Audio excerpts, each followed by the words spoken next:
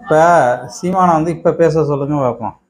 அப்போ ரஜினி வந்து கன்னடன்னா, கலைஞர் வந்து தெலுங்க அப்படின்னு சொன்னால், எல்லாத்தையும் வந்து சொன்னான். சரி ரைட்டு, அதெல்லாம் ஒத்துக்கலாம். இப்போ விஜய் அரசியலுக்கு வரான்ல, இப்போ பேச சொல்லுங்க பார்ப்போம். இப்போ அவன் கிறிஸ்தவன் தானே விஜய், இவனும் கிறிஸ்தவன். அப்போ கிறிஸ்தவன் ஒத்து வைக்கிறாங்க பாருங்க.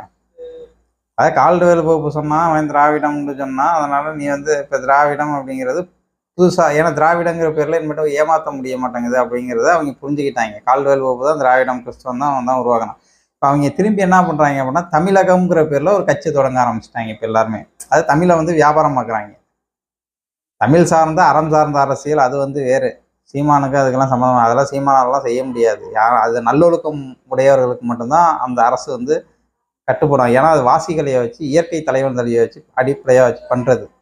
எல்லாருமே வந்து அதை பண்ண முடியாது அந்த அரசியல் வந்து. அதை முதல்ல புரிஞ்சுக்கிங்க.